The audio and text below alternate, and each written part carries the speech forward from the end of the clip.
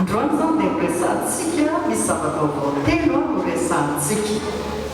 Ny zavatra vaovao voalohany no resantsika dia ilay hoe fanekena vaovao. Inona moa zany fanekena vaovao zany fa mialohan'ny resantsika amin'izay nefa dia tsara ny afantarantsika zany hoe ny baibolintsika io dia mizara roa. Mizara roa lehibe ny baibolintsika dia ny fisasany ilay atsika hoe testamenta taloha. Ino zany dia azo antsoina koa hoe fanekena taloha. Ny fisasany testamenta vaovao. Tsy fisasany moa zany fa eo amin'ny ray apatelo. Zay zany ny testamenta vaovao. Roa apatelo ny testamenta taloha dia ny ray apatelo ny baiboly testamenta vaovao. Dia iny testamenta vaovao iny antsoina ihany koa hoe fanekena vaovao. Resantsika vetivety aloha ny fanekena taloha. Ny fanekena taloha dia araky ny mahataloha azy. Raha ohatra ary zao ka teny aminao hoe fiainanao taloha, mbola iainanao hoe zay sa tsy iainanao? Tsy iainanao tsotra fa taloha ilay izy. Dia ohatr'izay ihany koa raha ohatra mahita tanàna olo, ohatra hoe any aminay zany zao misy tanàna olo, dia izy hoe tia ny tanànanay taloha, tanàna olo ilay izy. Mbola mipetraka ao hoe zay amin'izao fotoana izao. Efa trano rava ilay izy, efa tanàna rava fa tsy hipetrahana intsony dia natsoina hoe tanàna olo fa fahatsiarovana fotsiny izy tanànanay taloha. Dia misy zavatra zany mila fantatsika hoe ilay fanekena taloha dia fanekena ny fanaovany zanak'Israely sy Andriamanitra. Fifanekena nataony zanak'Israely na hoe fanekena nataon'Andriamanitra tamin'ny zanak'Israely. Dia tokony tsy afangarontsika zany amin'ny fiainantsika ilay izy satria amin'izao fotoana izao dia be lehibe zany mbola mampianatra fa tsy maintsy miverina mitandrina ilay fanekena taloha isika. Fa tokony ho azontsika tsara zany ilay izy hoe ny taloha dia araky ny mahataloha azy dia efa zavatra niainana teo aloha. Fa zao nefa ny zavatra tiako anontaniana. Raha ohatra ve ka fiainana niainana teo aloha afaka makalesona ve tsika sa tsy afaka? Afaka makalesona tsika. Misy olana koa mantsy ilay izy rehefa tenenina hoe tia fanekena ny fanaovan'Andriamanitra tamin'ny zanak'Israely dia mositsika hoe hay anazy zany tsy ilaina zany ve ny testamenta taloha. Ilay izy misy fanekena tao ny fanaovan'Andriamanitra tamin'ny zanak'Israely. Andry zareo zay. Tsy atsika sy Andriamanitra ilay izy fa andry zareo sy Andriamanitra. Fa tsika koa nefa afaka makaleso. Tsotra be ny ohatra nakako azy ny azafady ny ohatra nalaika keo. Ozy hoe misy zavatra zao ohatra fiainan'ny ray aman-dreninay taloha. Ohatra tamin'ny zavananambady dia misy zavatra ohatra hoe tiako ilay izy fiainan'ireo ray aman-dreny taloha ohatra ilay hoe manao tanany voa. Fa ozy izy mivadiko rehefa nanambady azy ozy izy hoe tsy mety kosa tsy akeko anao mitafilamba tsy akeko anao manao tanany voa fa mbavelosany ho an'ny olona taloha. Azonareo izy. Fa raha ohatra be izy ka miteny an'izay dia midika be hoe tsisy lesona azo kontsahana tamin'ilay fiainana taloha.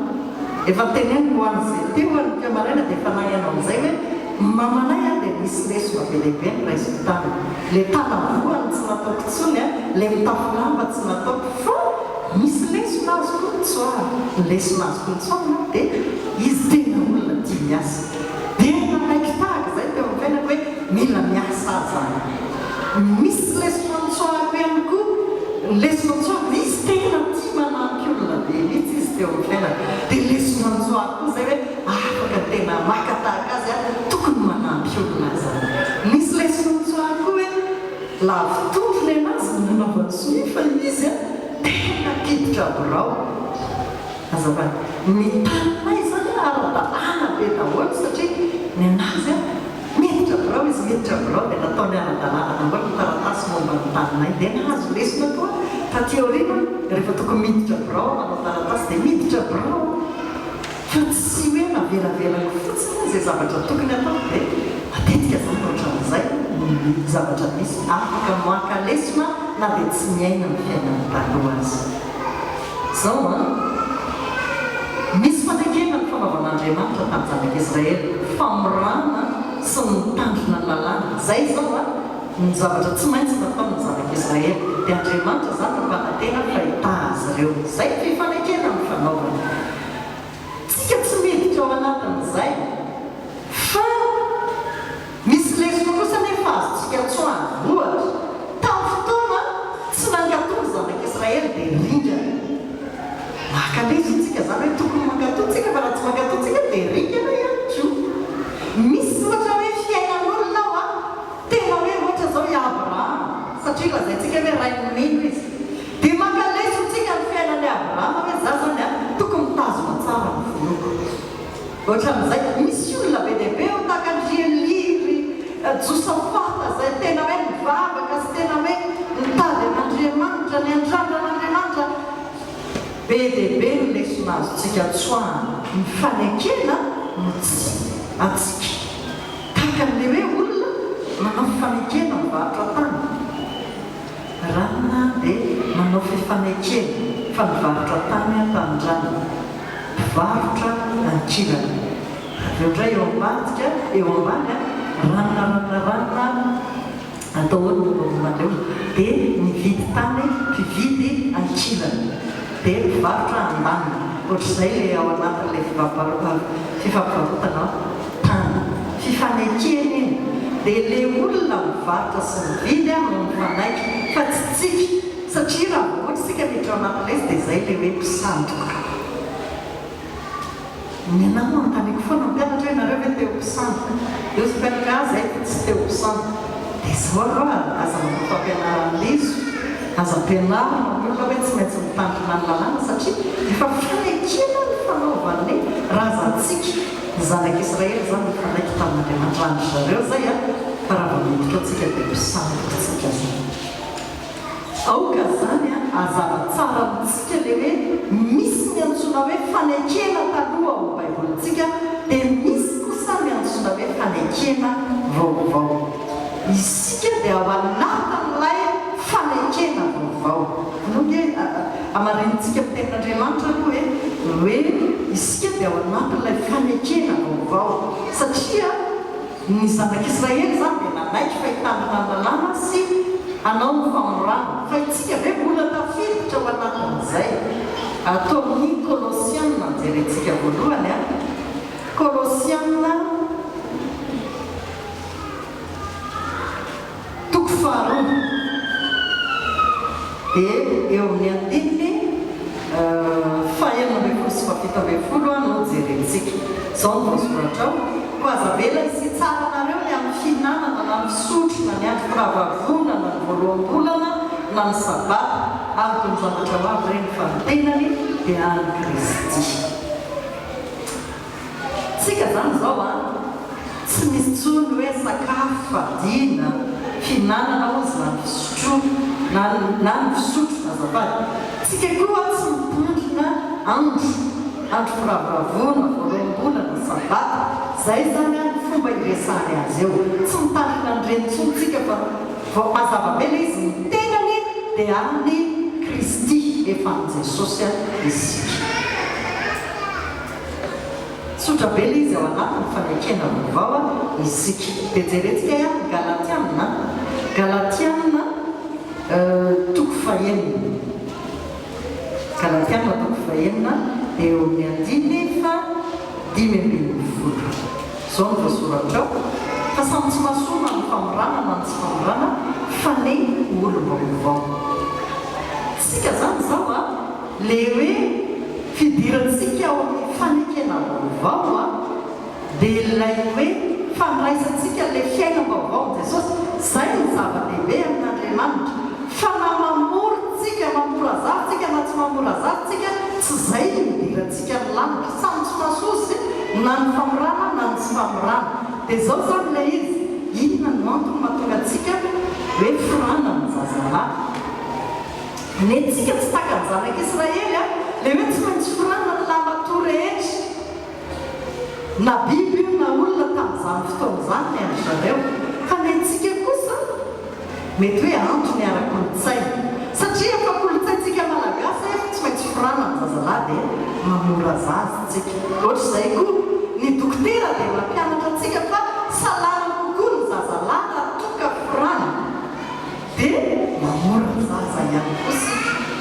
Zany hoe raha lalàna zany a tsy misy kory hoe tsy miditra amin'ny lanitra zay zazalahy tsy forana tsy misy an'izay le atsika fa zavatra hafa mihitsy ny mahatonga ny malagasy mamborazany raha tsika kristiana zany meteny hoe tsy maintsy ohatran'ny zanak'Israely tsika lalàna ohatran'ny zanak'Israely tsika tsy zay ny testamenta vaovao noho izany a mila azotsika tsara fa antony ara-kolotsaina na antony ara-pahasalamana mahatonga ny zazalahy ho antsika kristiana tsy otony hoe fidirana ny lanitra zay noho izany a tsy tokony hafangaro le izy hoan'ny zanak'Israely lalàna le izy tsy maintsy atao fa ho antsika tsy zay raha zavaina tsotra dia zao ao anatiny antsoina hoe fanekena vaovao isika io fanekena vaovao io a dia fanekena kosa ny fanaovany kristiana amin'Andriamanitra ny rano Jesosy a no nataon'Andriamanitra tombo-kase ho an'ny fanekensika fa ao anatin'ilay fanekena vaovao tsika na isika nanao fanekena tamin'Andriamanitra ndao ary a hojerentsika ndray aloha ny tenin'Andriamanitra dia ho amarenitsika zany rehetrarehetra zany ary saika diovina amin'ny raha avokoa ny zavatra rehetra araka ny lalàna fa raha tsy misy raha latsaka dia tsy misy ny famelan-keloka tamin'ny Andro Testamenta taloha zany a dia ny raha no nanadiovana ny zavatra rehetra fa ho amin'izao androntsika izao kosa na hoe ho atsika mampino atsika dia ny rano Jesosy no nanaovan'Andriamanitra fanekena nanadiovana ny fahotantsika na ny helotsika tsirairay avy matotoko fahenina amby 20 a mbola hovakitsika ihany fatatsika ngefa ny natao ny fanatitra biby a nalatsa-drano biby fa tsy nahafaka ny fahotantsika le izy satria lasa ohatrany hoe misy fotoana zany tezitra mihitsy Andriamanitra satria rehefa atao ny fanatitra latsa-drano biby a fa maty fotsiny ny biby a manota ihany tsika zanak'olombelona fa ny rano Jesosy a no nahafaka tanteraka na ny fieritreretana maloto na ny fisainana maloto na ny fitondratenantsika ny rano Jesosy ihany a no afaka nanadio sy nanafaka atsika tao anatin'izay matotoko fahenina amby 20 amin'ny fa 7 amby 20 aloha tompontsika amin'ny andeny 7 amby 20 dia an'izay a mazava tsara Matio matotoko fa 9 amby 20 dia ny andeny fa 7 sy 7 amby 20 amin'andray ny kapoka izy ka no rehefa nisaotra dia natolony azy ka natao hoe sotroinareo rehetra ity fa ity no rako dia ny amin'ny fanekena izay alatsaka ho an'ny maro ho famelan-keloka ny rano Jesosy no natao ho famelan-keloka ary le fanekena ho anao amin'ny baiboly fa tsy fantatro ny ianareo ao anaty fonteny misy hoe fanekena vaovao ity no rako dia ny amin'ny fanekena vaovao izay alatsaka ho an'ny maro ho famelan-keloka zay zany le izy zany hoe ny rano zany a ny rano Jesosy dia mampiditra atsika ho amin'le hoe fanekena vaovao mifanaika amin'ny Jesosy tsika manaiky tsika fa ny rano izay nalatsaka teo ambony hazo fijaliana no famelana ny helotsika manaiky tsika fa ny fahafatesany dia nanana fiantraikany teo amin'ny fiainantsika satria maty ny solony fahotantsika izy nalatsa ny rano ny ainy no natolony ho famelana ny helotsika Korintiana voalohany toko faraika ambin'ny folo Korintiana voalohany toko faraika ambin'ny folo dia amin'ny andiny fa 5 amby 20 dia arak'izany koa ny kapoaka rehefa mihinana dia hoe izy ity kapoaka ity no ilay fanekena vaovao amin'ny rako izao natao hoe ho fahatserovana no vina no misotro ianareo ny rano Jesosy io no mampiditra atsika amin'ilay fanekena vaovao zany hoe nanao fanekena amin'Andriamanitra tsika fa isika dia ino azy ino sorona izay nataon'i Jesosy nanao fanekena tsika fa anaraka azy amin'ny androm-piainantsika nanao fanekena fa hanompo azy dia izy kosa miditra eo amin'ny fiainantsika mamela heloka izy amin'ny alalan'ny rano kanefa ihany koa manaiky izy a fa hiditra eo amin'ny fiainantsika dia izay no idirantsika ao amin'ilay zava-baovao faharoa ny faharoa zany a dia ilay fiainana vaovao tsika zany tsy hoe miditra fotsiny ao anatin'ny fanekena vaovao fa miditra tsika ao amin'ny antsoina hoe fiaina vaovao avy ao amin'ilay fanekena vaovao nino an' jesosy a dia miditra makao amin'ilay fiaina vaovao tsika rehefa avy eo andaoary tonga dia amarintsika avy hatrany aloha le izy a amin'ny alalany tenin'Andriamanitra. Zaona toko voalohany filazantsara ny soratan'Jaona toko voalohany andehan'ny faharoa efa fantatsika io a fa izay rehetra nandray azy dia miery ho tonga zanak'Andriamanitra dia izay nino ny anarana. Rehefa manaitsika zany miditra amin'ilay fanekena vaovao mino an' Jesosy dia ao anatin'ilay fontsika Jesosy iny sokafantsika ny varavarany fontsika Jesosy io manaika fa ianao ny tompo ianao no mpamonjy sokafako anao ny fo dia rehefa sokafantsika ny fontsika dia inona ny zavatra mitranga miditra ao fontsika Jesosy dia manovantsika tonga zanak'Andriamanitra haloantsika zanaky ny devoly fa amin'izao fotoan'izao tsika zany a lasa olo vaovao a dia tonga zanak'Andriamanitra. Korintiana faharoa toko fadimy andimy fafito ambin'ny folo ahitsika tsenjery a alao mba iarahantsika mamelo kora misy olona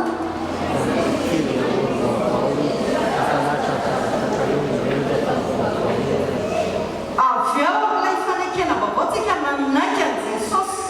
ho tompo ho mpamonjy napiditra azy tao anatin'ny fontsika dia tonga zanak'Andriamanitra tsika tsy zanaka ny devolontsontsika fa tonga zanak'Andriamanitra tonga monana vaovao tsika zany raha ohatra ka amin'ny fomba fitentsika azy lasa ankonana vaovao satria lasa ankonana Andriamanitra dia mandray fiaina vaovao avy ao amin'Andriamanitra tsika izay no mahatonga tsika hoe lasa olo vaovao tsika lasa ny zavatra taloha fiteny vaovao a fitondratena vaovao a fiaina vaovao a lasa na niasa antsika koa raha misy zavatra tsy araka sitrapon'Andriamanitra dia anavelantsika ilay izy a fa lasa manao asa tsara sika asa araka ny sitrapon'Andriamanitra ny asa ataotsika fa eo indrindra tsika no tsy maintsy misy zavatra aloha ampianarina antsika satria eo a lay olana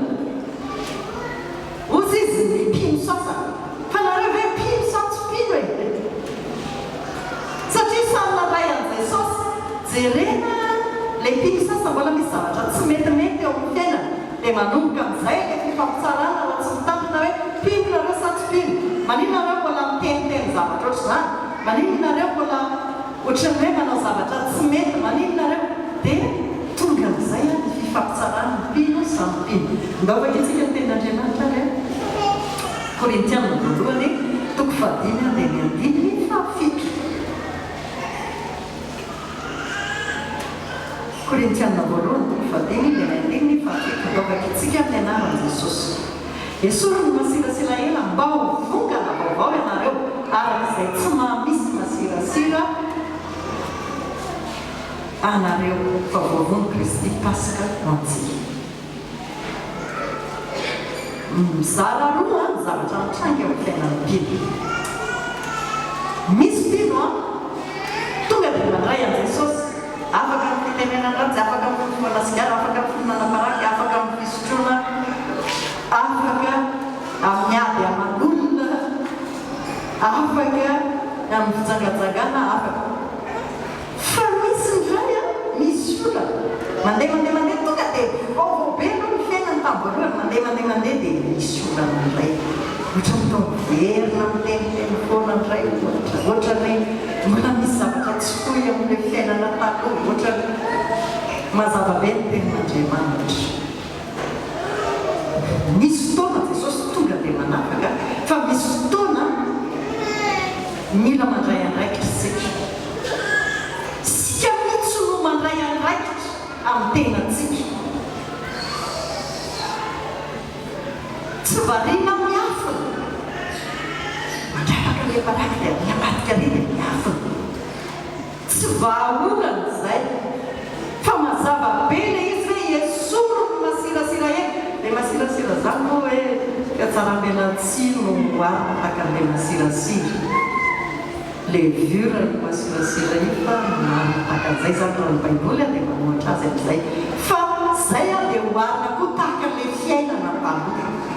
Misy fiainana taloha zany indray mba ahafahantsika mandresy azy a dia tsy maintsy isika no manantona an' Jesosy. Antsika vao manolotra ny fiainantsika ho an'Andriamanitra ngena ampianarintsika ny mila mivavaka e. Misy fotoana zany tsy maintsy mivavaka ianao mba handresenao ny fahazara-dratsy anankiray.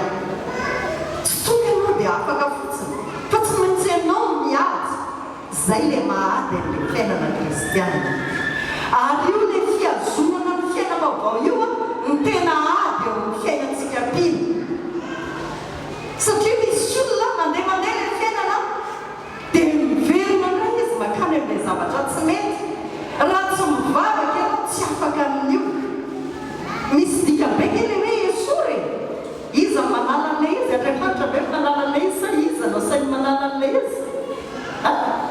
Sasy ianao no sainy manala an'ilay izy, tsika no saina manala an'ilay izy. Fa Andriamanitra zany tsy hoe tsy manafaka izy fa tena manafaka izy. Fa misy fotoana tsy maintsy mandray andraikitra ianao ny amin'ny tenanao dia ianao mihitsy manapa-kevitra hiala amin'ilay zavatra tsy mety. Efa ohatra ny raisomanitra ty fa ohatra velona teo fiainako tezitra tampona mpanompon'Andriamanitra anankiray tena tsy mety ny zavatra nataoko tena nalahelo mafy mihitsy. Rehefa nalahelo dia io moa ilay tenin'Andriamanitra tamin'ny Jona. Mety fa mifahatezeranao amin'ny Jona dia moa izy Jona hoe mety mifahatezeranao n'Andriamanitra mahafantotra azy. Fa indraindray koa tsika pino manan'olana. Fa zao ny zavatra misy aloha. Andriamanitra tsy mamelamelanao fotsiny amin'ny zavatra tsy mety zany. Raha mbola mihaino ny feon'ny fanahy koa ianao dia indray ihany fa tonga zany amontsy febriny. Tezitra azy indrindra efa navelavela fotsiny tany ary ilay izy zany mbola tsy manapa-kevitra hialana amin'ilay izy izy hoe rara ny fahatezerana. So ihany aloha fa tsy tonga tamin'izay ny tompony mba hoe tao anelan'izay fa mba fotoana fohifohy ihany a zay le fahatezerako izay. Dia rehefa tonga dia mipetraka tao am-pivoriana zany satria fivorian'ny pasteur rehetra io fivoriana eo. Tonga dia tena ohatr'izao mihitsy ny feon'ny fanahy masina hoe raha ohatra moa zany ka ilay olona matezitra anao no mitory teny eo andray ilay izy tenin'Andriamanitra ianao sa tazona ny fahatezeranao. Dia raha ianao hoe nitenenan'ny fanahy masina dia anamafovy ianao. Dia izao no teneniko tamin'i Jesosy hoe Jesosy mibebaka fa tsy mety mitoy-poko. Marina fa mety misy zavatra tsy mety koa nataon'ilay olona fa eo anatrehan'Andriamanitra tsy manana zo mihitsy aho tezitra fanampan'Andriamanitra. Tonga dia mibebaka dia nangataka tamin'ny fanahy masina hoe fanahy masina ampio aho mba tsy hiverenako amin'ny zavatra ohatr'izay intsony. Dia tena tsy miverina tamin'izay intsony tokoa aho. Tonga dia navela heloka fotsiny a tonga dia raha tsorina dia hoe tsy nety ny zavatra nlazainy a tsy nety mihitsy na fomba nataony aho fa avelako dia tonga dia vonona hiala tsy amerina nyzany tsony eo amin'ny fiainako. Hitanareo misy olona mitondra hazo hoe dia mikapoka hoe mialanao amin'io fahatezeranao io fa ny fanahy masina no namangy aho dia miteny tamiko hoe tsy mety ny zavatra ataoko dia izaho koa nanaiky ho ahafahan'ny fanahy masina tsy velona tamin'izay intsony aho. Zany indray mieritreritra hoe na tsika pino ara nge ohatr'izany menimeny tsika abatary tsika tsy mety mitao paster zao paster za tezitra amin'ny paster tsika nefa mihay nitory-teny eo ihany dia tsy mety miala mihitsy tsika tsy mahasoa angety zany e. Ianao hoe mba efa tonga saina hoe tsy mahasoa anao zany miainao ihany ianao dia mandray amin'ny tory-teny eo ihany ianao dia miaino ilay olona mitory-teny nefa ianao tezitra amin'ilay olona ianao manakina amin'ilay olona ianao manaratsy amin'ilay olona. Indraindray tsika ohatr'izany tazomitsika ihany le fahazara-dratsy dia tenenitsika hoe manafaka Jesosy manafaka Jesosy manafaka Jesosy dia nefa mbola ao ihany ilay fifohana kely mbola ao volao za moantrany ana tena mitsoroko mihitsy hoe ndraindray misy amintsika hoe vehivavytsika dia mbola tsy mahazaka mihitsy fa raha misy lehilahy dia tena ohatrany hoe navadin'olona io na tsy vady dia ohatrany hoe malasa valantsika tsy miala amin'izany tsika lehilahytsika dia ohatrany hoe tena mbola tsy mety mihitsy ohatrany hoe mijery vehivavy dia ritina dia ritina dia ohatrany hoe tsy mety miala mihitsy tsika ao amin'ilay toerana dia lazaintsika ve hoe manafaka Jesosy hoe tsika tsy mety miala dia tsika ve mieritreritra hoe tsy hain' Jesosy no manafaka antsika an'io na itsika mbola mora manao andolo-po tsika mora ohatrany hoe toerany fanakianana sy toerany ohatrany hoe lolo-po amin'ny namantsika tsika ve dia mieritreritra hoe tsy manafaka antsika amin'izany Jesosy fa miandry izy miandry antsika hanala an'ilay izy miandry antsika izy hiala eo amin'ilay toerana teny tamin'nypenipena mandragobaba dia efa niteneniko koa ty tambavaka maraina efa niteneniko atreo maraina tsika ve dia ho tenenina foana hoe tsy mety eo ataonao io aza manao an'izany fa tsy mety zany tsika ngy olona manana ny fanan'Andriamanitra daholo mpino zany tokony tsy maintsy ho zay hoe manaitra ny fanay masina ianao manaika an'Andriamanitra ianao eo amin'ny fiainanao ary ianao tokony hiady zay azahoanao ny lanitra azahoanao mitazona n'ilay fiaina vaovao ao aminao hitanareo a isika reto ndraindray dia manao zay zavatra manala baraka an'Andriamanitra nahoana moa ny tenenako an'izany tenenitsika hoe Jesosy manafaka nefa ndraindray tena tsika pino mihitsy raha ndraindray manala baraka an'Andriamanitra tsika ve tsy resy lahatra an'izany hoe tsy miaika an'izany hoe ndraindray tena tsika mihitsy ny fototry ny olona manala baraka ny voninahitra Andriamanitra tsika ndraindray satria ny olona tsy mitazona n'ilay fiaina vaovaotsika tsy hoe Jesosy no tsy manafaka fa tsika mihitsy ny tsy mitazona n'ilay fiaina vaovao Jesosy tena manafaka fa ndraindray naritsika ilay fiaina vaovao afaka kely tsika tamin'ny voalohany iverenantsika indray ilay izy rehefa avy eo Jesosy vonina nanafaka antsika fa tsika mihitsy ny tsy miady ho an'ilay izy ndraindray ndraindraiky izy zay ny olonantsika olona mahazo antsika kristianina zay ndraindray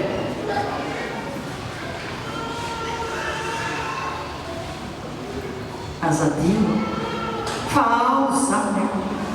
ny tsy maintsy ady tsy maintsy mila miady tsika hiazonana ny fiaina vaovao eto ary manamantso babaka sy fifadikanina ny fahasivy ka hatramin'ny fahasivy amin'ny roapolo ny volana février misy zavatra ihany tsika tsy manao ancien combattant ka hoe talohatry zao tsy izay no tena zava-dehibe fa hoe mba alaitsika tana karaha olona zay zavatra tsara nataon'ireo mpino teo aloha ny mpino taloha tena hitako hoe vao misy zavatra ohatra hoe tsy resiny eo amin'ny fiainana dia miady izy mivavaka aloha fa tena otra tsy metimety ny fiainako tao ao dia hivavaka aloha mba andreseko an'izao misy arangely mpino taloha tena manao fotoana ohatra hoe mbola misy namany anankiray ohatra ny fodasia dia misy efa-day izy manao fotoana taontsika hiara-hivavaka dia miara mitolonao mba hanafahan'Andriamanitra n'iny amin'ny fifohana sia ohatra izany mpino taloha ndaotsika mba hiveriny raha misy zavatra mbola tsy resinao fahazarany ratsy mbola tsy resinao ndao mba hitolona za tsy miteny hoe tsy maintsy hiandry an'ilay fifadikanina fa na izao ary ianao dia vavaka eto indray misy vavaka foana isan-kanady dia moa ianao fa tena foana ndraindray ary tena antanitsika andro dia ilay miresaka ao aminao ndraindray nefa ilay miresaka hidirantsika amin'ny zavatra tsy tokony hidirana ilay izy ndraindray fa raha mivavaka tsika dia tena mitondra soa ny ara-panahintsika za koa tsy miteny hoe zay resaka rehetra to dia tsy azo atao daholo misy ny resaka mampandroso hoe misy ny resaka mahasoa misy ny resaka manosika atsika ho any an-danitra ndraindray koa misy olana ilay izy ka rehefa zavatra hitanao hoe zavatra tsy mety nefa tsy resinao eo amin'ny fiainanao aoka hitolona amin'izany aoka hanaisotra amin'izany mazava-be ny ten'Andriamanitra esory aminareo masirasira elo ao amin'io zany ao amin'ny fiaina vaovao io tsy maintsy misy ady atrehantsika kristiana mba hitazonantsika azy fa zao koa nefa avy eo amin'ilay fiaina vaovao no mitarika atsika ho any amin'ilay zavatra fahatelo le tsiny izay fa ny lanitra vaovao fanekena vaovao miditra ao ianao dia miditra makao amin'ny fiaina vaovao anao rehefa avy eo dia avy eo ilay fiaina vaovao makany amin'ny lanitra vaovao. Ndao ary ho jerentsika lanitra vaovao. Petera faharoa toko fahatelo andiny fahatelo ambin'ny folo. Petera faharoa toko fahatelo andiny fahatelo ambin'ny folo. Kanefa isika araka amin'ny teny fikasana dia manantena lanitra vaovao sy tany vaovao izay hitoerany fahamarina. Apokalipsy toko faha 1 andiny voalohany. Apokalipsy toko faha 1 andiny voalohany. Ary nahita lanitra vaovao sy tany vaovao fa efa lasa ny lanitra voalohany sy ny tany voalohany ary ny ranomasina dia tsy misy intsony. Toko faha 1 ihany apokalipsy dia andiny fa 7 ary tsy mba heditra ao mihitsy izay tsy masina izay manao vetavetana izay mandaina fa izay voasoratra ao anatiny bokin'ny fiainana izay amin'ny zanak'Andriamanitra. Hitantsika tsy maintsy mitazona ny fiaina vaovaontsika mba hidirantsika ao amin'ilay lanitra vaovao satria tsy miditra ao izay tsy masina, tsy miditra ao zany ny zavatra ratsy, ny fahotana tsy miditra ao. Noho izany tsy maintsy tazontsika ilay fiaina vaovao dia izay no ahafahantsika miditra ao amin'ilay lanitra vaovao. Io fiaina vaovao io dia mitondra antsika ho ao amin'ny lanitra vaovao. Tsy nataon'Andriamanitra hoe sarotra ny fidirana ny lanitra fa mino an' Jesosy ianao zany hoe miditra ao anatin'ilay fanekena vaovao ianao. Kanefa rehefa miditra ao amin'ilay fanekena vaovao ianao zany dia mandray ny fiaina vaovao avy amin'Andriamanitra dia ao zany izao no ady tsy maintsy hatrehany satria rehefa voatazonao tsara miady ianao zany ka voatazonao hatramin'ny farany fiaina vaovao dia mahazo ny lanitra vaovao ianao. Ndao fitintsika amin'ny alalan'ny sary ilay izy mba ilay voakely ilay sary fampitiana azafady mialohan'ny ivavahantsika.